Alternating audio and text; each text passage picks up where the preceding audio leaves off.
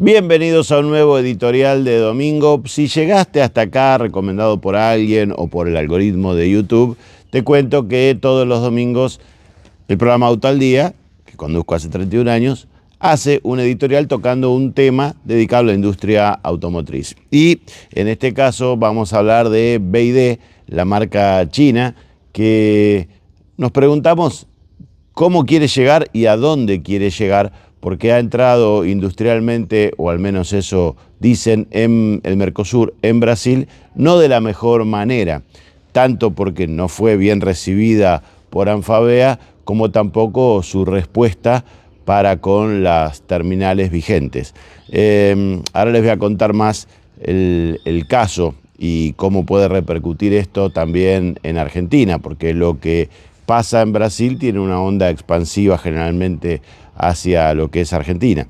En el caso de BYD han hecho declaraciones donde su vocero ha dicho una frase que repercutió por todos lados. Si los dinosaurios tienen miedo es porque el meteorito está cumpliendo su objetivo. O sea, toma a la vieja industria como dinosaurios y que le temen a la nueva industria que es BYD, una marca china para los que no lo saben, que ha entrado en Brasil en lo que eran las instalaciones que Ford tuvo en Camaçari, en Bahía.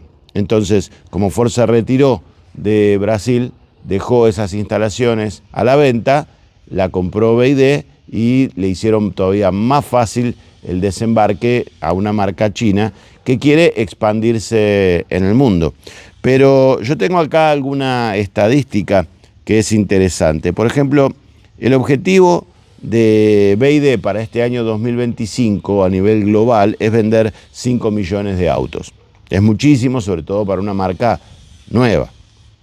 A mitad de año llevaba vendido 2.100.000. Es decir, le va a costar, si uno hace el año por dos, alcanzar el objetivo. Hoy estaría unas 800.000 unidades abajo sobre su objetivo. Pero está vendiendo más o menos en los mercados un porcentaje de sus ventas que quieren que sea para el año 2030, dentro de 5 años, un 50% fuera de China. Es decir, como que ya conquistaron China y ahora quieren crecer y vender fuera de China. Casi todas las marcas que ya tienen conquistado su territorio después quieren crecer en el mundo. El tema es que el mercado es uno solo. Si vos creces, tenés que achicar a otro. O lograr que más gente compre un 0 kilómetro, ¿no? Ese es otro tema. Y Brasil es el primer mercado global fuera de China de BYD. Tiene algo así como el 10-12% de las ventas. Lo que pasa y lo que está ocurriendo es que por ahora las ventas que BYD hace fuera de China son de autos producidos en China. Entonces empezó todo un problema porque BYD estaría armando autos en Camaçari y muy lejos de fabricar autos. Y los demás han puesto el grito en el cielo. Pero no es que los demás sean productores 100% de autos, porque eso prácticamente es inexistente en el mundo. Hoy las piezas van, vienen, se arman por todas partes del mundo componentes y se mandan a una fábrica. Después tenés ensambladoras o productoras. Y hay regímenes que son CKD, completamente desarmado un auto, o SKD, que el auto ya viene más armadito para armar y terminar de producir. Como hace Toyota con Hiace en Zárate, más allá de que en Zárate hacen 160.000 Hilux y SW4, ahí sí, produciéndolas localmente, con un montón de componentes importados, lógicamente. Brasil, en los primeros 6 meses de este año, vio patentar 57.400 vehículos. Es el mercado número 1. El segundo para BYD es Tailandia, que también ahí tienen una fábrica que está inaugurando, 24.000 unidades en mitad del 25. Tercero, Indonesia, 14.100, más 5.700 de una marca densa, que no que la marca sea pesada, sino que se llama densa, que BYD ya tiene marca de lujo, así como Infiniti, Acura, etcétera. BYD copió perfectamente la estrategia y ya tiene su propia marca de lujo que es Densa.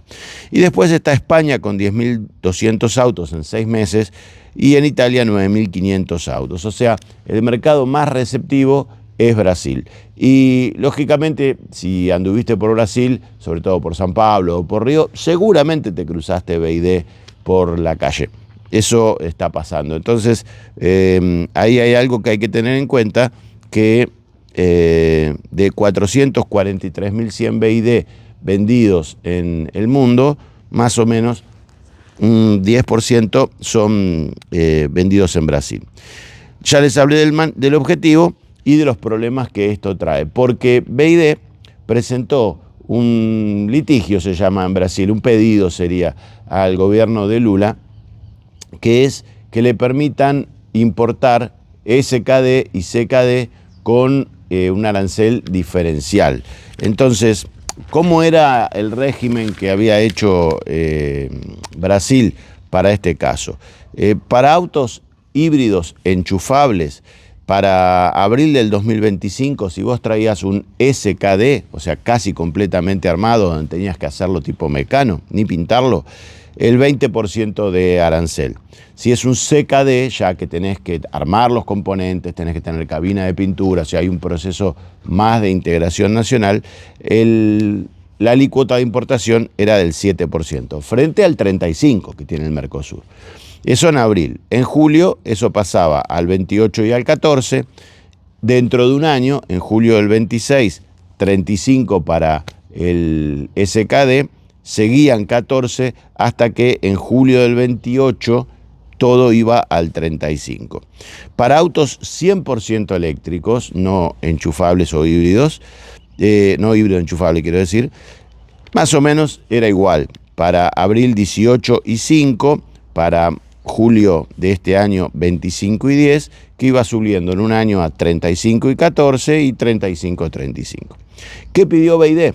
Que le dejen importar los SKD por un año al 10% y que le dejen importar los CKD por un año al 5%, para híbridos o para eléctricos. Y ahí se armó una rebelión en la granja porque obviamente FABEA, Sindipesas, Camex se reunieron de emergencia diciendo, che, ¿cómo es esto? Nosotros tenemos 180.000 millones de reales anunciados e invirtiendo en Brasil. Le mandan una carta a Lula, donde, bueno, a Lula no le tenés que contar lo que es la industria automotriz, porque es un sindicalista metalúrgico, sabe perfectamente, pero le recuerdan cuántos empleos dieron, cuántos años tienen, cómo es la cadena de valor, etcétera, etcétera. Y es interesante, parte de esa carta, ver qué le recuerdan al presidente de Brasil. Porque BYD propone estas reducciones y Anfavea dice que esto es una amenaza directa a la industria brasileña y que hay riesgo de que lo que nos costó décadas construir se lo lleve puesto esta marca china. Dice que genera empleo directo y por cada empleo directo una fábrica que arma autos en Brasil tiene 10 indirectos. Un régimen CKD como el que planteaba por un año BYD genera 2 o 3 puestos indirectos en lugar de 10. Que hay que mantener la base productiva, que hay que trabajar en algo muy importante donde forma parte de la inversión esta investigación y desarrollo para nuevas tecnologías, que hay que mantener a Brasil como un lugar atractivo para la inversión, como que si vienen y permiten que se ensamblen autos chinos en Bahía, nadie más va a invertir porque estás en una competencia desigual. Y además la sustentabilidad de la cadena productiva y el riesgo de la inversión de 180.000 millones de reales. Es decir, lo pusieron en jaque a Lula y que tenga que definir cómo va a hacer. ¿Cuál fue la reacción? ¿Cuál fue la respuesta? Bueno, Camex, que es la Cámara de Comercio Exterior en Brasil, se reunió el 30 de julio de manera extraordinaria, es decir, urgente, rechazó la propuesta de BYD y esa carta que le mandan a Lula estuvo firmada por el presidente de Volkswagen, por el presidente de Stellantis, por el presidente de General Motors y por el presidente de Toyota, que son las 4 más grandes, digamos, en el país. No piensen en Ford porque Ford se fue industrialmente y es, no digo parte del problema, pero bueno, al irse Ford le dejó la entrada con la planta de Camaçari a BYD. Y lo mismo está pasando ahora con Great Wall, porque otra que se fue es Mercedes-Benz y Great Wall ahora el 15 del mes de agosto inaugura su nueva planta en lo que era la planta de Mercedes-Benz, de autos, no de camiones. Y además, lo que resolvió Camex y el gobierno brasileño es poner una cuota, es decir, rechaza la propuesta de BYD, anticipa 1 año y medio el arancel de 35 para el régimen SKD y CKD y le da por 6 meses un monto de 463 millones de dólares para repartir entre 15 marcas para que puedan armar CKD y SKD de vehículos electrificados, pero lógicamente bajo ese monto y a repartir entre 15 marcas. O sea, la gambetea a BYD directamente y la saca de esa posición que se pensaba o que ellos creían que tenían dominante o que le iban a marcar la cancha a Anfavea. Así que empezó todo mal con BYD porque cuando llegó a Brasil, hasta el sindicato declaró que había trabajadores esclavos chinos que trajeron desde China para armar la planta, o sea que no daban trabajo a los brasileños, que traían sus propios trabajadores. Bueno, lo de siempre, pero la realidad es que eso estaba pasando. Yo no sé si eran esclavos, pero a lo mejor eran las condiciones en las que un trabajador chino acepta o se somete a trabajar y un trabajador sindicalizado del Mercosur no. Entonces, lógicamente ya ahí empezaron los problemas. También hay que tener en cuenta que en Brasil hay 26 fabricantes de autos, que hay 508 autopartistas que trabajan para esa industria y que facturan el 2,5 del PBI brasileño. Más o menos generan 1.300.000 empleos en Brasil y facturan unos 75.000 millones de dólares por año. O sea, es una industria muy importante y no les gusta que venga un chino a escupirles el asado. Lógicamente, entiendo que hay gente que debe decir, ¿y a mí qué me importa si el auto es SKD, CKD, fabricado en China, armado en Brasil?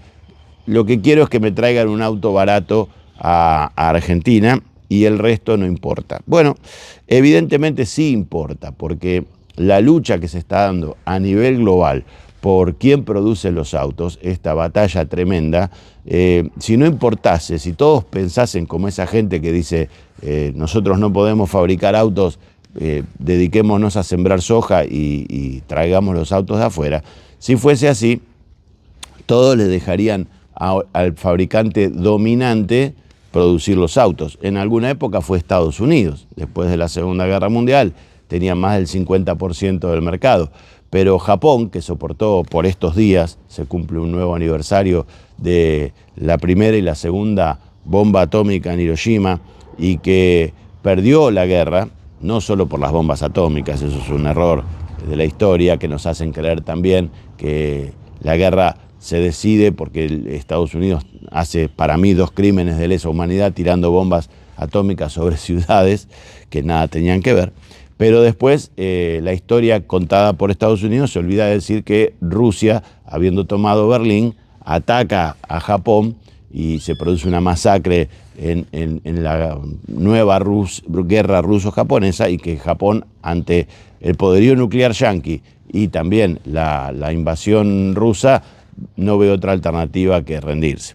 Pero más allá de eso, empiezan luego la producción industrial de sus modelos y, por supuesto, fabricados en Japón primero y exportando con un tipo de cambio conveniente como para que sea fácil exportar. Y cuando dominaron nuevamente su mercado y empezaron a expandirse por el mundo, le fueron poniendo trabas y para gambetear esas trabas fueron poniendo fábricas en Europa o en Estados Unidos. Después vinieron los coreanos con una estrategia más o menos parecida. No tenemos una fábrica coreana en Argentina, pero sí está Hyundai en Brasil.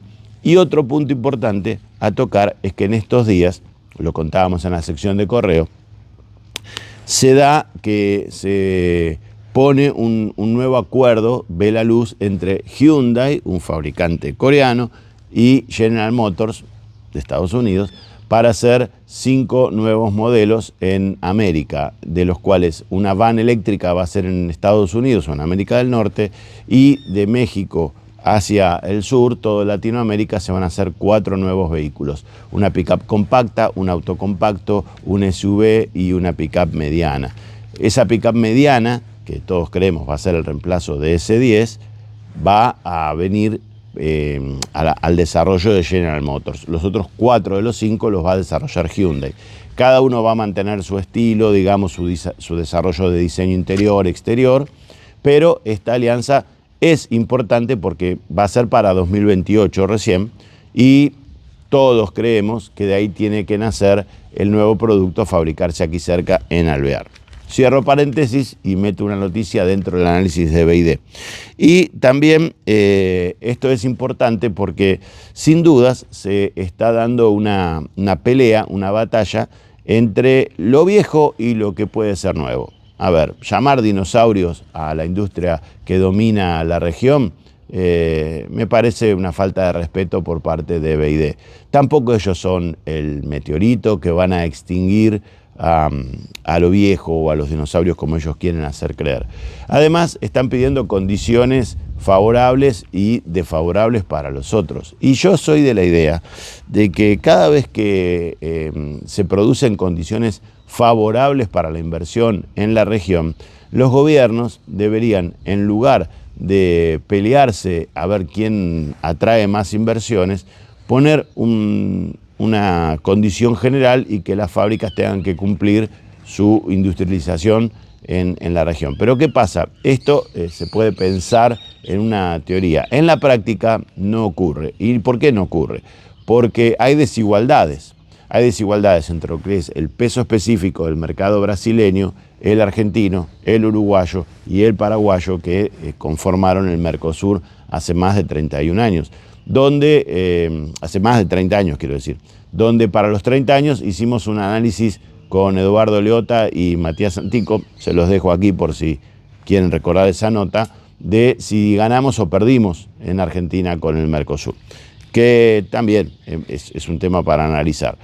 Pero cuando se dan las condiciones, si vos le pones una condición macro a la industria, ellos tienen que saber cómo hay que jugar. Entonces, si vos le decís, mira, el Mercosur es 35% de arancel para protegerte de las importaciones de otros mercados, producir localmente, producir en Argentina y en Brasil, intercambio con algo que se llamó Flex, que es qué porcentaje podés traer de dólares de Brasil y eso te permite llevar otro porcentaje de dólares desde Argentina balanceado por la diferencia, y eso se discute y se cambia y se va modificando eternamente.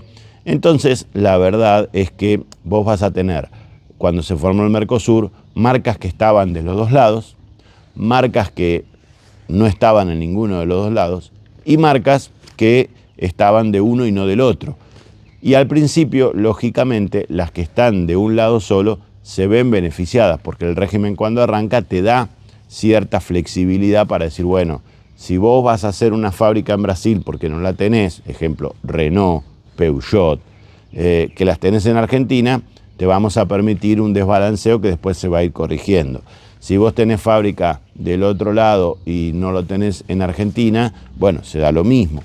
Y si no tenés en ninguno de los dos lados, lo bueno sería que pongas una fábrica en los dos lados. Lógicamente, es un partido que todos quieren jugar, pero las posibilidades que tiene cada marca de ganar un porcentaje del mercado no son iguales. Entonces, Chrysler, que había estado, por ejemplo, doy un ejemplo, Chrysler, que había estado en los 60 de los dos lados, pero no había Mercosur. Sí teníamos cierto intercambio, me acuerdo la GTX con motor brasileño, pero en ese momento pone dos plantas, una en Córdoba, en Argentina, y otra en Paraná, donde se ponen a hacer la Dakota del lado brasileño y los Jeep en Argentina, los Cherokee y los Gran Cherokee. Y el volumen no les daba, o sea, era muy bajo lo que llegaban a producir, 5.000 autos por año, muy poquito, todo un régimen CKD con algo de integración. Pero bueno, es como que los demás hacen la vista gorda porque dicen, bueno, pero qué sé yo, que pongan un pie, que empiecen y cuántas van a vender, ¿no? Pero también tenés que pensar que Ford le interesaba ese mercado y traía la Explorer, Toyota traía Montero de Mitsubishi, Toyota traía Rodeo, o sea, no, Rodeo era de Isuzu, Toyota traía la RAV4, no, la RAV4 no, se me fue el nombre, la SR5, bueno, la SW4, pero no me acuerdo cómo se llamaba en ese momento. Y todos se ponen a pelear por el mismo mercado, es decir, no se la hacen fácil, no es que le dicen, bueno, ustedes.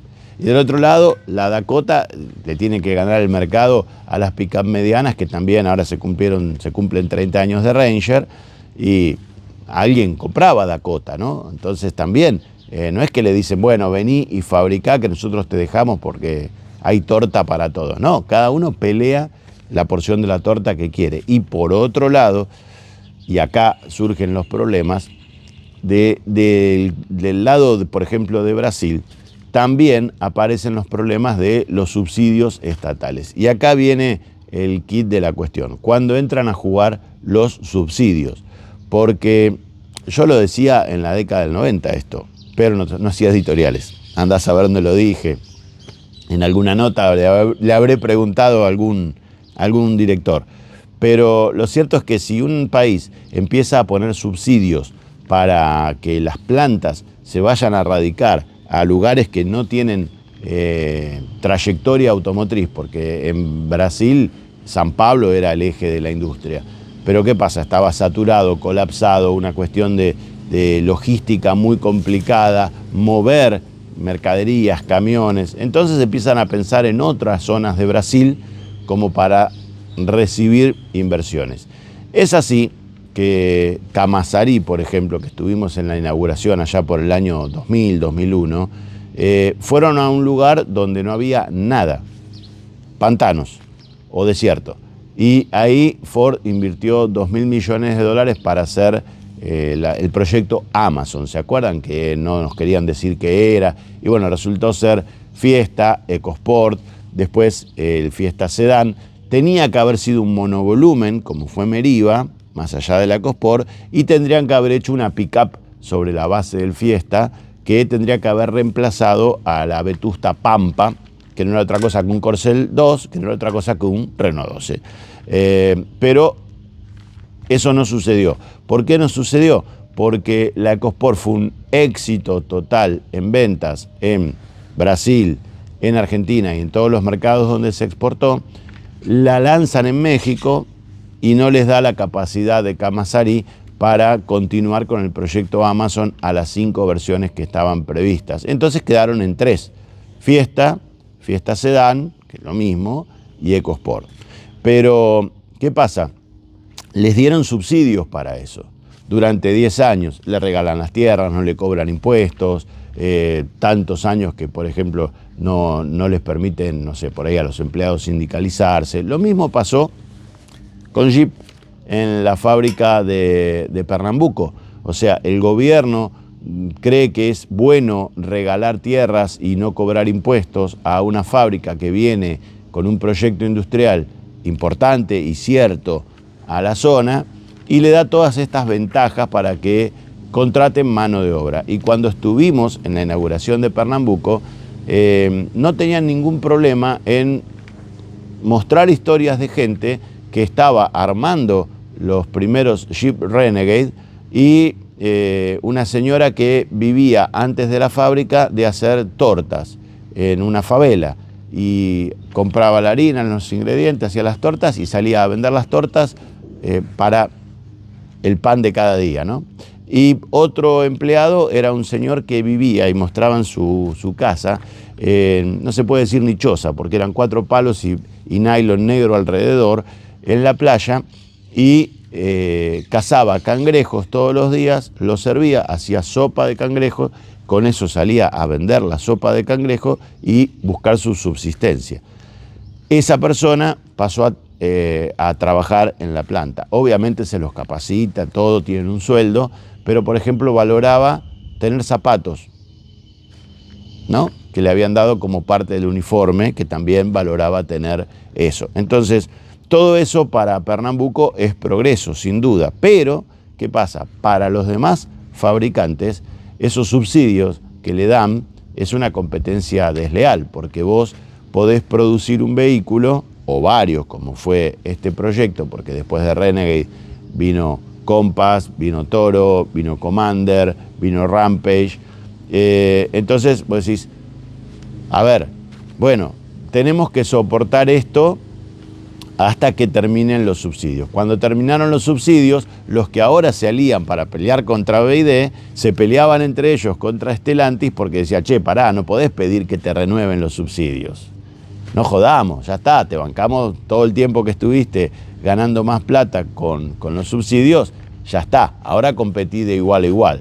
Pero no, el gobierno de Lula le dio una renovación de subsidios, cosa que Bolsonaro no hizo con Ford, y por lo tanto Ford, que tenía una deuda enorme en Brasil, perdía mucho dinero en Brasil, la única posibilidad que veía de seguir en Brasil era que les den de nuevo subsidios a la fábrica de Bahía, de Camaçari. Cuando Bolsonaro le dice que no, supongo que pensando, Ford está acá hace casi 100 años, no se va a ir, Ford le bajó la persiana y se fue. Entonces, Lula, que tiene otra política, lógicamente, con respecto a Bolsonaro, viendo que esto estaba pasando, le renovó los subsidios. Ahora, miren cómo son las cosas. Cuando el que pide subsidios es uno de Anfavea, se pelean entre ellos. Cuando vienen los chinos y piden no subsidios, sino reducciones de impuestos o alícuotas para los SKD y los CKD, cierran filas y van todos a tirarle de la manga a Lula para decirle, che, a los chinos no. Entonces, es realmente compleja esta industria, pero es interesante contarles lo que está pasando. En este marco, también hay otro régimen en Brasil, que es la importación pieza por pieza. Y en ese régimen está otra marca china, porque de las que están llegando a Brasil, allá está Chery, nosotros habíamos ido a Jacareí, a la fábrica, cuando se inauguró. Fue un monstruo lo que puso Chery en Brasil. Recuerdo que visitamos las instalaciones donde iban a hacer el Fullwind y vos decías, esto es monstruoso porque no es para hacer un CKD o un SKD. Y acá hay otro tema. El auto chino tiene ventajas cuando es chino. Si vos lo sacás de China y te pones a fabricar el auto chino con sindicatos, con autopartistas, con costos, con impuestos del país o la región donde está fabricando, empieza a perder parte de su competitividad, porque lógicamente no vas a fabricar millones de autos como ocurre en China, no vas a tener trabajadores, los brasileños dicen esclavos, yo no lo creo, pero no vas a tener trabajadores sin sindicatos que acepten las condiciones de trabajo o moverlos de una ciudad a otra sin chistar y disponer de la masa salarial como vos quieras. No, acá vas a tener sindicatos que por supuesto van a tratar de defender su posición y pelear con el fabricante. O sea que estos son temas que los chinos no tienen idea de cómo manejarse. Y además de esto, les hablaba de Great Wall porque ahora el 15 de agosto inaugura la fábrica, allí van a hacer el H6 y a futuro van a hacer el H9 y también la pickup Power gasolera en Brasil. Pero ¿qué pasa? El 60% de las piezas que importa Great Wall para su nueva fábrica, dice Great Wall, no se producen en Brasil. Cuesta creerlo porque, a ver, 60% no se produce, que Brasil no hace asientos, vidrios, neumáticos, llantas, alfombras, mazos de cable, chapa. Cuesta creerlo. Pero si son fabricadas y se importan, van a tener un régimen de 14, 16 y 18% en lugar de 35%. Y este es el régimen al cual se adhirió Great Wall, y la única que salió a pedir algo y a pelear fue BID. Después de la decisión de Camex y del gobierno brasileño, BID no respondió, al menos hasta que estoy grabando este editorial el día viernes. Así que no sabemos cómo sigue esta pelea, qué van a hacer. Pero lo cierto es que lo que se comenta dentro de Anfavea es que es difícil pensar que BID vaya a hacer una producción real de autos en Camaçari, que lo que pretende es estirar los plazos lo más posibles para poner una ensambladora de autos chinos, más allá de la enorme masa de autos que importó BID, porque ahí también está otro error que me parece de los gobiernos, que es permitir bajar las alícuotas, es decir, bajar las defensas para que te inunden de autos chinos, y BID trajo decenas de miles a estoquear ahí y vender con una red enorme que creció muy rápido, que ya también está haciendo su propia red en Argentina y que van a desembarcar en Argentina probablemente este año, pero algo tímido este año. El gran desembarco de BID en Argentina va a ser el año que viene. Entonces, falta todavía mucho. Hemos recibido un correo desde Chile de alguien que habla en nombre de BID, pero no es la forma de presentar a una marca tan importante. Por eso me parece que les cuesta entender y están por eso cazando ejecutivos para tener acá lo que se llama management, ¿no? O sea, tener directivos que puedan entender cómo entrar en ADEFA, cómo hablar con el gobierno, cómo relacionarse con la parte de comunicación, con la comunidad, con la prensa, con el público, cómo manejarse con los concesionarios, porque también hay otro tema que es, para los concesionarios, todos levantan la mano porque quieren ser BID, porque parece que es la marca estrella que hay que tener un concesionario. Pareciese como que si vos tenés, vieron que los concesionarios se van agrupando en marcas, si vos le sumás la estrellita roja de BID, bueno, tenés como una insignia espectacular que vos la tenés y el otro no. Eso es lo que está pasando.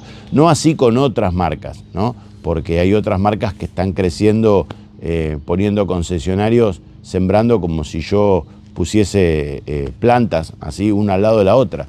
Y eso es complicado porque después todos los concesionarios van a tener que pelear por el mismo mercado. Y si los pones muy cerca, realmente se les va a complicar la rentabilidad. Pero al que importa esa marca china, poco le importa la rentabilidad del concesionario. En definitiva, lo que él quiere es vender más autos, y esto ¿cómo lo hace? Poniendo más concesionarios que le compren por mayor.